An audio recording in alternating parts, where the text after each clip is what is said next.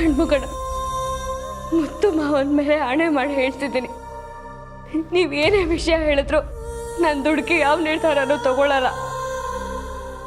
ಮಾತುಗಳು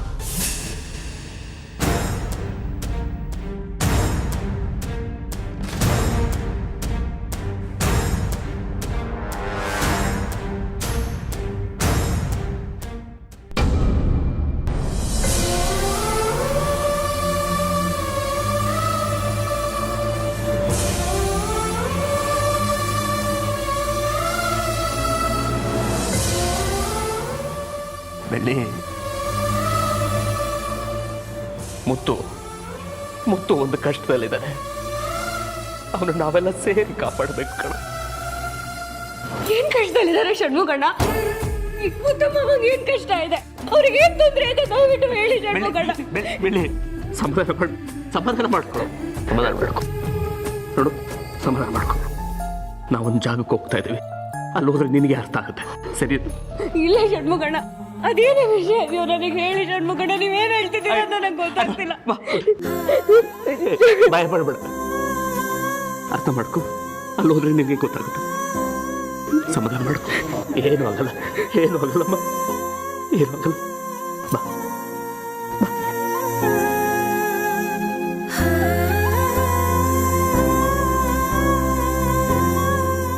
ನಮಸ್ಕಾರ. ಬಂದು ತುಂಬೋತಾಯ್ತಾ? ಇಲ್ಲ, ನಾನು ಈಗ ಬಂದೆ. ಷಣ್ಮುಖಣ್ಣ, ನಾವೆಲ್ಲ ಹೋಗ್ತಾ ಇದೀವಿ ಅಂದ್ರಲ್ಲ, ಅದು ಇವ್ರಿಗೆ ಗೊತ್ತಾ? ಗೊತ್ತು. ನಮ್ಮಲ್ಲಿ ದೈವ ವಿದ್ಯೆ ಕಲ್ತಿರೋ ಅಂತ, ಹಿಂದಿನ ಕಾಲದಿಂದ ಕೊರವಂಜಿ ವಿದ್ಯೆನ ಕರಗತ ಮಾಡ್ಕೊಂಡಿರೋ ಅಂತ ನಮ್ಮ ದೊಡ್ಡಮ್ಮನ ಹತ್ರ ಹೋಗ್ತಾ ಇದ್ದೀವಿ. ಅವ್ರಿಗೆ ಮುಂದೆ ನಡೆಯೋ ವಿಷಯ ಧ್ಯಾನದ ಮೂಲಕ, ತಪಸ್ಸಿನ ಮೂಲಕ ತಿಳ್ಕೊಳ್ಳೋ ಶಕ್ತಿ ಇದೆ. ದೇವ್ರ ವಿಷಯ ಅವ್ರಿಗೆ ಬೇಗ ಅರ್ಥ ಆಗುತ್ತೆ. ಇವತ್ತವರು ಧ್ಯಾನ ಮಂದಿರಕ್ಕೆ ಬರ್ತಾರೆ. ನಿಮ್ಮ ವಿಷಯನೂ ಮುತ್ತಣ್ಣನ ವಿಷಯನೂ ನಾನು ಅವ್ರಿಗೆ ತಿಳಿಸಿದ್ದೀನಿ. ನಿಮ್ಮ ಮನ್ಸಲ್ಲಿ ಏನೇ ಇದ್ರೂ ಅವ್ರ ಹತ್ರ ಕೇಳ್ಕೊಂಡು ಪರಿಹಾರ ತಿಳ್ಕೊಬಹುದು. ಬೆಳ್ಳಿ, ನಿನ್ ಕಷ್ಟನ ಅವ್ರ ಹತ್ರ ಹೇಳ್ಕೊ, ಎಲ್ಲ ಒಳ್ಳೇದಾಗತ್ತೆ. ಬನ್ನಿ ಹೋಗೋಣ.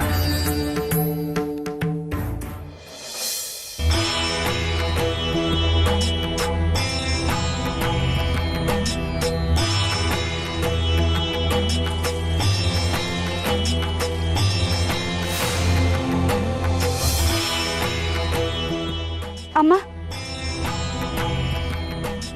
ನಾನು ಬೆಳ್ಳಿ ಅಂತ ಒಂದು ಹುಡುಗಿ ಬಗ್ಗೆ ಹೇಳಿದ್ನಲ್ಲ, ಅದು ಇವರು ಷಣ್ಮುಖ ಅಂತ.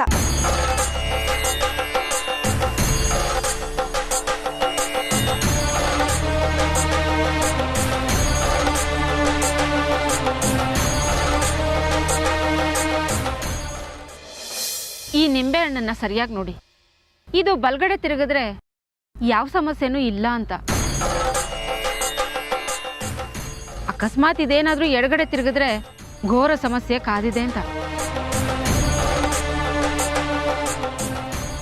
ಅಮ್ಮ ತಾಯಿ, ಮುಂದೆ ಇವ್ರ ಜೀವನ ಹೇಗಿರುತ್ತೆ ಅಂತ ನೀನೇ ತೋರಿಸ್ಕೊಡಮ್ಮ. ಜೈ ಜಗಜ್ಜನನಿ, ಜೈ ಜಕ್ಕಮ್ಮ.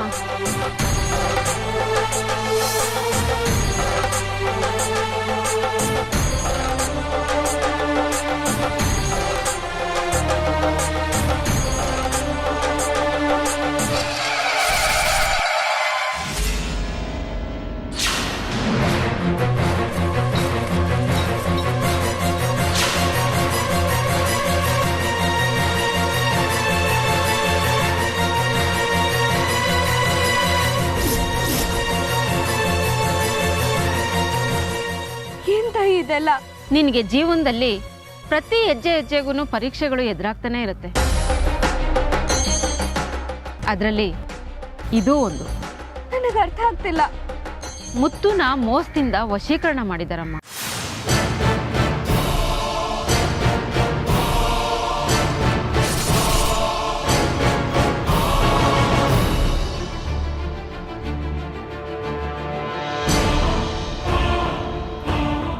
ಮುತ್ತು ಯಾಕೆ ಬದಲಾಗಿದ್ದಾನೆ ಅಂತ ಕೇಳ್ತಿದ್ದಲ್ಲ, ಅವನು ಬದಲಾಗಿದ್ದು ಇದೇ ವಿಷಯಕ್ಕೆ. ಏನಣ್ಣ, ಏನ್ ನಡೀತಿದೆ ಇಲ್ಲಿ? ಮುತ್ತು ಮಾವನ ವಶೀಕರಣ ಮಾಡ್ಕೊಂಡಿದ್ದಾರೆ. ಇದನ್ನೆಲ್ಲ ನೀವ್ ಯಾಕೆ ಹೇಳಿಲ್ಲ ನನ್ಗೆ? ಬೇರೆ ದಾರಿ ಇರ್ಲಿಲ್ಲಮ್ಮ. ಮುತ್ತುನು ಕ್ಷೇಮವಾಗಿರ್ಬೇಕಾಗಿತ್ತು, ನಿನ್ನ ಪ್ರಾಣನ ಕಾಪಾಡಬೇಕಾಗಿತ್ತು. ಅದಕ್ಕೆ ವಿಷಯ ಮುಚ್ಚಿಟ್ಟೆ. ಅಮ್ಮ, ನೀವೆಲ್ಲ ತಿಳಿದವರು. ಮುತ್ತುನ ನಾಟಕ ಮಾಡಿ ಏನೇನೋ ಮೋಸ ಮಾಡಿ ವಶೀಕರಣ ಮಾಡ್ಕೊಂಡಿದ್ದಾರೆ ಅಂತ ನಿಮ್ಗೆ ಚೆನ್ನಾಗಿ ಗೊತ್ತು. ಮಾಯ ಒಳ್ಳೋಳಲ್ಲಮ್ಮ. ತಾನು ಅನ್ಕೊಂಡಿದ್ದು ಸಾಧಿಸ್ಕೋಬೇಕಾದ್ರೆ ಯಾವ ಕೀಳು ಮಟ್ಟಿಗೆ ಬೇಕಾದ್ರೂ ಇಳಿಯೋ ಮಾಟಗಾತಿ ಅವಳು. ಇದೇ ವಶೀಕರಣದಿಂದ ಮುತ್ತುನಲ್ಲಿ ಮದುವೆ ಆಗ್ಬಿಡ್ತಾಳೋ ಅಂತ ಭಯ ಶುರುವಾಗಿದೆ ಅಮ್ಮ. ಕೆಟ್ಟ ಶಕ್ತಿಗಳಿಗೂ ಒಂದಲ್ಲ ಒಂದಿನ ಕೊನೆ ಇದ್ದೇ ಇರುತ್ತಮ್ಮ. ನಿನ್ಗೊಂದು ವಿಷಯ ಗೊತ್ತಾ? ಇದಕ್ಕೂ ಮುಂಚೆ ಸ್ವಾತಿನ್ನೂ ವಶೀಕರಣ ಮಾಡಿದ್ರು. ನೀನು ಪಂಚಭೂತಗಳ ಪೂಜೆ ನಡೆಸಿದ್ರಿಂದ ಸ್ವಾತಿ ವಶೀಕರಣದಿಂದ ಪಾರಾಗವಳು. ಅಯ್ಯೋ ದೇವ್ರೆ, ನಮಗ್ ತಿಳಿದೆ ಏನೇನೋ ನಡೀತಿದ್ಯಲ್ಲ. ಈಗ ಸ್ವಾತಿಗೇನು ತೊಂದರೆ ಇಲ್ಲ ತಾನೆ? ಈಗ ಅವಳು ಸಹಜ ಸ್ಥಿತಿಲಿದ್ದಾಳೆ. ಆದ್ರೆ ಸ್ವಾತಿನ ಕಾಪಾಡಕ್ ಹೋಗಿ ಮುತ್ತು ಆ ದುಷ್ಟರು ಕೈವಶ ಆಗಿದ್ದಾನೆ. ಪಂಚಭೂತಗಳ ಶಕ್ತಿಯಿಂದ ಮಾಯಾ ಮುತ್ತುನ ಮದ್ವೆ ಆಗಕ್ ನೋಡ್ತಿದ್ದಾಳೆ. ಆದ್ರೆ ನಿನ್ ಪೂಜೆ ಅದನ್ನೆಲ್ಲ ತಡೆಗಟ್ತಾ ಇದೆ.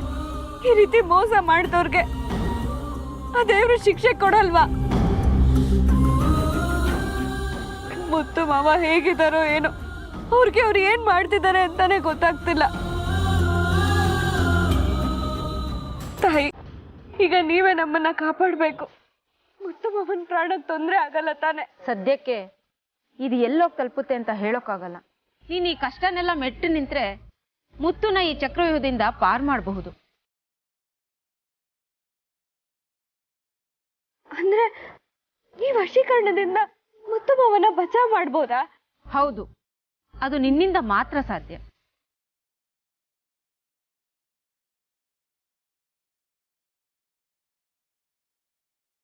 ಆ ತಾಯಿ ಜಗನ್ಮಾತೆ ಒಂದೊಂದು ಅವತಾರದಲ್ಲಿ ಭೂಮಿಗೆ ಬರ್ತಾಳೆ, ಭಕ್ತರ ಕಷ್ಟನ ತೀರಿಸ್ತಾಳೆ. ಪ್ರಪಂಚದಲ್ಲಿರೋ ಎಲ್ಲ ಹೆಣ್ಮಕ್ಳು ಆ ತಾಯಿ ಅವತಾರನೇನೆ. ಪ್ರಾಣನ ಒತ್ತೆ ಇಟ್ಟಾದ್ರೂ ತನ್ನ ಕಷ್ಟನ ನಿವಾರಿಸ್ಕೊಳ್ಳೋ ಶಕ್ತಿ ಪ್ರತಿಯೊಂದು ಹೆಣ್ಮಗುಗೂ ಇರುತ್ತೆ. ಆದ್ರೆ ಇದನ್ನೆಲ್ಲ ನೀನ್ ಪರಿಹರಿಸ್ಬೇಕು ಅಂದ್ರೆ ನೀನು ಧೈರ್ಯವಾಗಿರ್ಬೇಕು. ಇದೊಂದು ತೊಂದರೆಯಿಂದ ನೀನ್ ಪಾರಾದ್ರೆ ನಿನ್ನಿಂದ ಮುತ್ತುನ ಯಾರಿಂದನೂ ದೂರ ಮಾಡಕ್ಕಾಗಲ್ಲ. ಆದ್ರೆ ಈ ದುಷ್ಟ ಶಕ್ತಿಗಳ ಆರ್ಭಟಕ್ಕೆ ಕಡಿವಾಣ ಯಾವಾಗ ತಾಯಿ? ದುಷ್ಟ ಶಕ್ತಿನ ನಂಬಿ ಹೋದವ್ರಿಗೆ ಮೊದಲು ಜಯ ಸಿಗಬಹುದು. ಆದ್ರೆ ಅದು ತಾತ್ಕಾಲಿಕ ಮಾತ್ರ. ಒಂದು ಸಲ ದುಷ್ಟಶಕ್ತಿ ಬಲ ಕಮ್ಮಿ ಆಯ್ತು ಅಂದ್ರೆ ಅದನ್ನ ಯಾರು ಅನುಸರಿಸ್ತಾರೋ ಅವ್ರಿಗೆ ತಿರುಗ್ಬಾಣವಾಗತ್ತೆ. ಅವರು ಪದೇ ಪದೇ ವಶೀಕರಣದ ಮೊರೆ ಹೋಗ್ತಿದ್ದಾರೆ. ಆದ್ರೆ ಅದೇ ಒಂದಿನ ಅವ್ರನ್ನ ನುಂಗಾಕತ್ತೆ. ನೀನು ಯಾವಾಗ್ಲೂ ದೇವ್ರನ್ನ ನಂಬಿರೋಳು.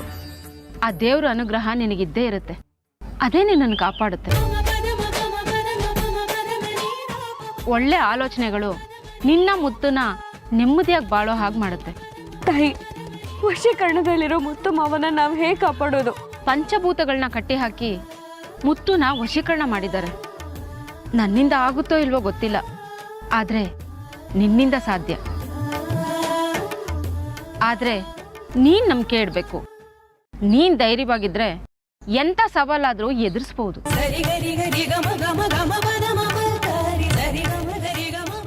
ತಾಯಿ, ಈ ತಾಳಿನ ಮುತ್ತು ಮಾವ ನನಗೆ ಕಟ್ಟಿದ್ದು. ಮದ್ವೆ ಆಗೋ ದಿನ ಇದೇ ತಾಳಿನ ನಿನ್ ಕೊರ್ಲಿಗೆ ಕಟ್ತೀನಿ ಅಂತ ಹೇಳಿದ್ರು. ಈ ತಾಳಿ ನನಗೆ ಸಲ್ಲತ್ತ? ಮುತ್ತು ಮಾವ ನನ್ನ ಮದ್ವೆ ಆಗ್ತಾರ? ಬನ್ನಿ ನನ್ನ ಜೊತೆಗೆ.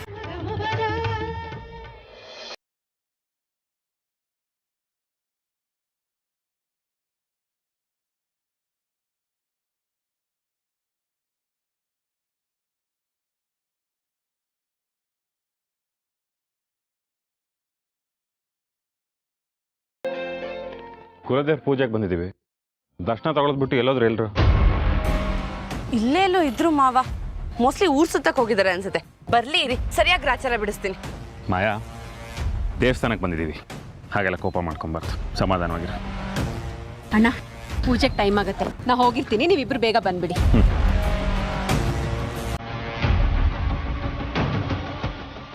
ಬನ್ನಿ ಮಾವ. ಬನ್ನಿ ಅಣ್ಣ.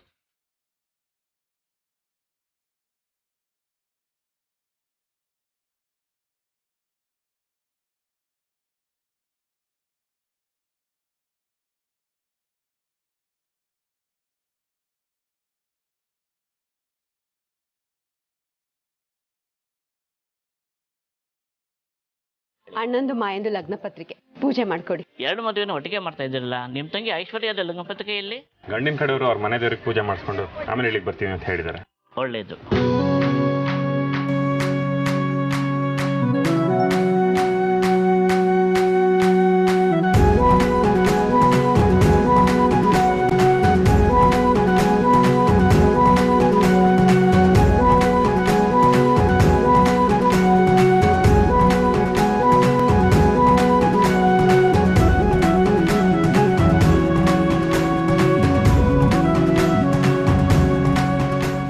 ದೇವರ ಅನುಗ್ರಹ ಸಿಕ್ಕಿದೆ. ಈಗ ಸಮಯ ಚೆನ್ನಾಗಿದೆ. ಗಂಡು ಹೆಣ್ಣು ಇಬ್ಬರು ಹಾರ ಬದಲಾಯಿಸ್ಕೊಳ್ಳಿ.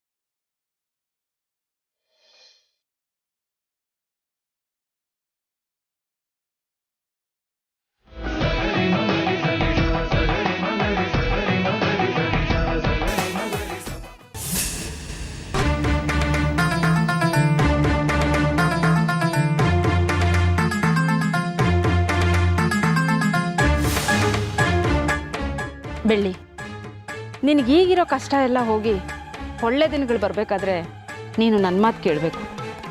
ನಂಬಿಕೆ ಇಟ್ಟು ಮುಂದೆ ಹೋಗು ಅಂತ ಹೇಳ್ತಿದ್ದೀರ. ಹಾಗೆ ಹೋಗ್ತೀನಿ, ಜೊತೆಗೆ ನಿಮ್ಮ ಮಾರ್ಗದರ್ಶನದಲ್ಲೇ ಹೋಗ್ತೀನಿ. ನನಗೆ ಮುತ್ತು ಮಾವ ಚೆನ್ನಾಗಿರ್ಬೇಕಷ್ಟೆ. ಹಾಗಾದರೆ ಒಂದು ಕೆಲಸ ಮಾಡು, ನಿನ್ನ ಕೈಯಲ್ಲಿರೋ ತಾಳಿ ತೆಗೆದು ತಾಯಿ ಕೊರಳು ಕಟ್ಟು. ನೀನು ಹಾಗೆ ಮಾಡಿದ್ರೆ ಮಾತ್ರನೇ ಮುತ್ತುನ ಕಾಪಾಡ್ಕೊಳಕ್ಕಾಗೋದು.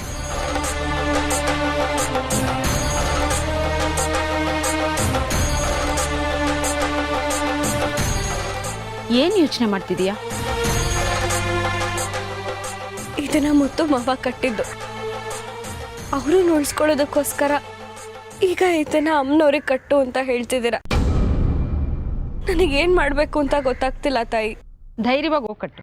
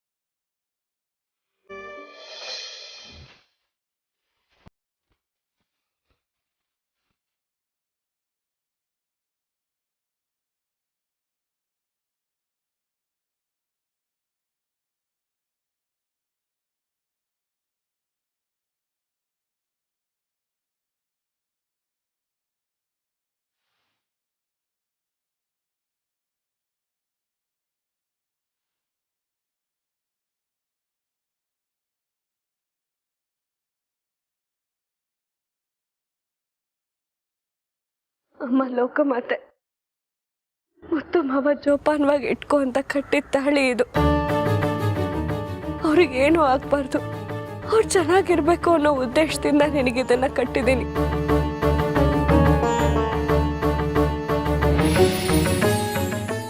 ನನ್ನ ಮುತ್ತು ಮಾವನ ಮದ್ವೆ ಆಗ್ತಾ ಇದ್ರು ಚಿಂತೆ ಇಲ್ಲ.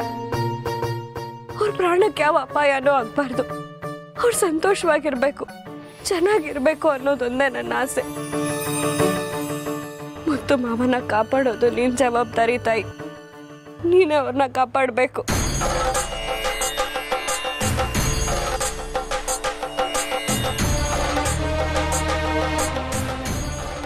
ತಾಯಿ, ನೀವು ಹೇಳ್ದ ಹಾಗೆ ಅಮ್ಮನವ್ರ ಕೊರಳಿಗೆ ತಾಳಿ ಕಟ್ಟಿದ್ದೀನಿ. ನಿನ್ನ ಮನಸ್ಸಲ್ಲಿರೋದನ್ನೆಲ್ಲ ತಾಯಿ ಹತ್ರ ಹೇಳ್ಕೊಂಡ್ಯಾ? ನಿಮ್ಮ ಕುಲದೇವತೆ ದೇವಸ್ಥಾನಕ್ಕೆ ಹೋಗೋಣ. ಅಲ್ಲೋಗಿ ಏನು ನಡೀತಿದೆ ಅಂತ ನೋಡಿದ್ರೆ ವಿಷಯ ಎಲ್ಲ ಗೊತ್ತಾಗುತ್ತೆ. ಏನ್ ನಡೀತಿದೆ ಅಲ್ಲಿ?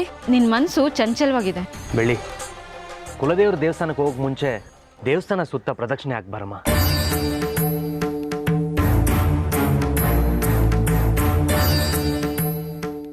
ಯಾಕೆ ಬೆಳ್ಳಿನ ಪ್ರದಕ್ಷಿಣೆ ಹಾಕು ಅಂತ ಕಳಿಸ್ಬಿಟ್ಟೆ? ಈಗ ನಾವು ಕುಲದೇವ್ರ ದೇವಸ್ಥಾನಕ್ಕೆ ಹೋದ್ರೆ ಮುತ್ತು ಮಾಯ ಪತ್ರಿಕೆ ಪೂಜೆ ಮಾಡ್ತಾ ಇರ್ತಾರೆ. ಅದನ್ನ ಬೆಳ್ಳಿ ನೋಡಿದ್ರೆ ಅವಳ ಮನಸ್ಸು ತಡೆಯಿಲ್ಲ, ನುಚ್ಚು ನೂರು ಹಾಕ್ಬಿಡುತ್ತೆ, ನೊಂದ್ಕೊಂಡ್ಬಿಡ್ತಾಳೆ.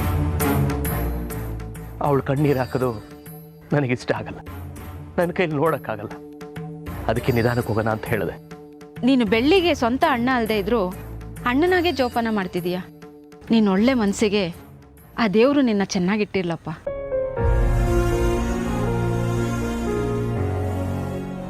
ತಾಯಿ ಹೋಗೋಣವಾ? ಹಾ, ಬನ್ನಿ ಅಣ್ಣ.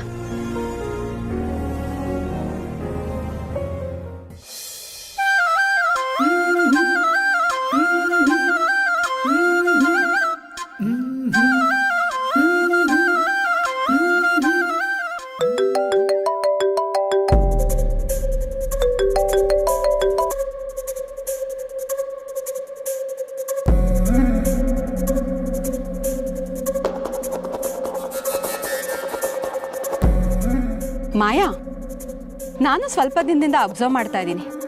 ಮುತ್ತಣ್ಣ ನಿನ್ನ ಪರವಾಗಿ ಮಾತಾಡೋದು, ನೀನು ಹಿಂದೆನೇ ಬರೋದು, ಇದನ್ನೆಲ್ಲ ನೋಡ್ತಿದ್ರೆ ನೀನೇನೋ ಮೋಡಿ ಮಾಡಿದ್ಯಾ ಅನ್ಸತ್ತೆ.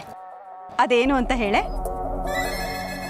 ಅದಕ್ಕೆ ನಾನು ನಿಮಗೆ ಹೇಳ್ತೀನಿ, ಆದ್ರೆ ನೀವು ಅದನ್ನ ಬೇರೆ ಯಾರಿಗೂ ಹೇಳ್ಬಾರ್ದು, ಸರಿನಾ?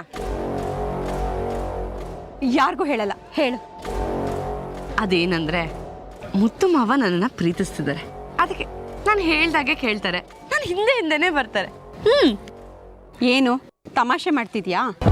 ಗೊತ್ತಾಗೋಯ್ತಾ? ಬೆಳ್ಳಿನ ಅಷ್ಟೊಂದು ಹಚ್ಕೊಂಡಿದ್ದರು ಈಗ ನಿನ್ ಹಿಂದೆನೆ ಹೇಗ್ ಬಂದ್ರು ಅಂತ ಕೇಳಿದ್ರೆ ತುಂಬಾ ಪ್ರೀತಿಸ್ತಿದ್ರು ಅಂತ ಹೇಳು. ಆದ್ರೂ ಮಾಯಾ, ಎಲ್ರಿಗೂ ಶಾಕ್ ಆಗೋ ತರ ಅಣ್ಣನ ಕುಲದೇವ್ರ ದೇವಸ್ಥಾನ ಕರ್ಕೊಂಡ್ ಬಂದೆ ನೋಡು.